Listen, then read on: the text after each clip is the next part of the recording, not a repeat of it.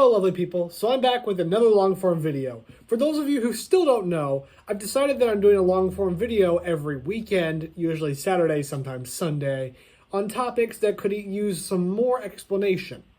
Right now, that theme seems to be American heroes, because we are at the 250th birthday of the nation. So for the entire year, I'm going to be doing America 250 long form, but after that, well, who knows? And we'll be taking and stockpiling suggestions though, so please leave those in the comments. And before we get into today's video, make sure that you like, subscribe, and share. It costs you nothing, but it helps me a great deal. Also, comment on any stories you want me to tell, either in long form or a short form, down below. And without further ado, I think that's everything aside, let's get into the video. So today, we're talking about Sam Houston. Sam Houston is pretty cool, and I imagine if you got a city named after yourself, you probably are. And how did he get this famous? Well, it was through his distinguished political and military career, mostly centered around Texas. But he was born in Virginia, where he soon moved to Tennessee, where he spent many years living with the Cherokee Indians after the death of his father. He ran away from home at 16, 3 years after his father's death. And as I just said previously, he became part of the Cherokee. And when I say join the Cherokee, I don't just mean for a little bit. He joined for like 3 years. He adopted all their customs and essentially became part of their tribe. He became enough part of the tribe that he was given the coolest name that anybody can possibly receive.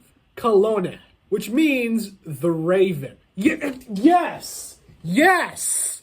Yes! Just the sheer appeal of being called the Raven, I think makes anybody want to run away and live with the Cherokee. The older part of my rant, ravens they're just so cool. Like, I like ravens a lot. But anyway, back to Sam Houston. He would leave the Cherokee when he went to join the army to fight against Britain in the War of 1812.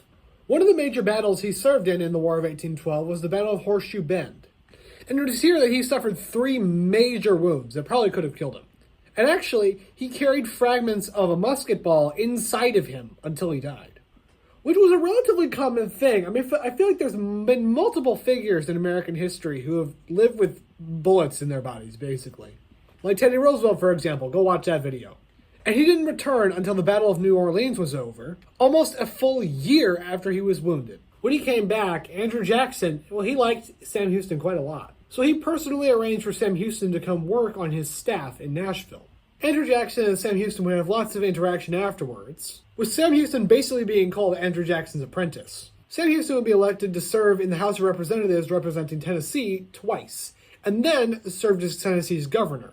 But after a scandal with his wife, who left him 3 months after their marriage and moved back in with her father, Houston's reputation was damaged. He resigned as governor, and he was considered for a presidential run, but after this, no one liked him. Now, the reason behind her leaving has never been said.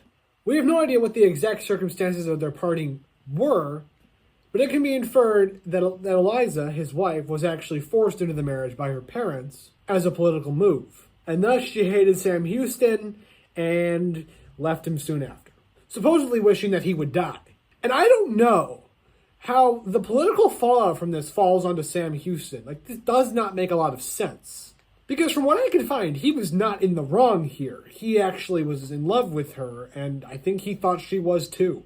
At least until right before the marriage. I don't know what happened there. Like I said, there's not a lot of details on it. But after resigning as governor, he would go live back with the Cherokee, now in Arkansas. And these are the same Cherokee who were in Tennessee, although now they're in Arkansas, I think. And with the Cherokee, he would become very involved in Native American affairs, marrying one of them, and fighting for them in Washington. And actually, Native American affairs are the reason that he went to Texas. He was sent to be a personal envoy to the Indians there, but soon became emotionally involved in the Texan cause, which was independence from Mexico. Because of his prior military experience, he was made commander-in-chief of the Texan army, going to battle with the Mexicans under their leader, Antonio Lopez de Santa Anna, or as most people just call him, Santa Anna. A campaign that he eventually won, gaining Texan independence. And then he served as president. But wait a minute. He's not in the list of the 47 U.S. presidents. So what happened?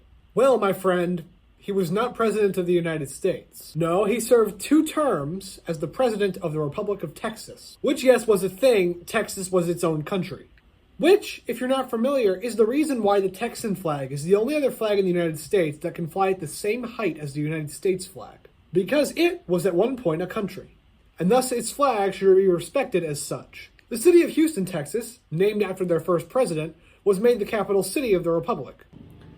He was a strong advocate for becoming part of the United States, and saw that journey through when Texas became a state in 1845.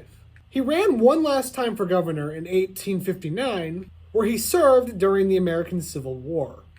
When most of the southern states seceded, he was one of the only governors who were not very happy about this idea. The rest of the state of Texas voted to secede, and Sam Houston unwillingly accepted their decision, but he refused to swear allegiance to the Confederates. Because of this, he was removed from office and replaced with a man who was a Confederate, Edward Clark. After this, he went away from the political scene, where he died of pneumonia at 70. And that is the life of Sam Houston. Multi-time governor, U.S. representative, two-time president of the Republic of Texas, war veteran of the Texan Revolution and the War of 1812, and the only Southern governor who didn't bow to the Confederacy. Well, that's all I got for you guys in the life of Sam Houston.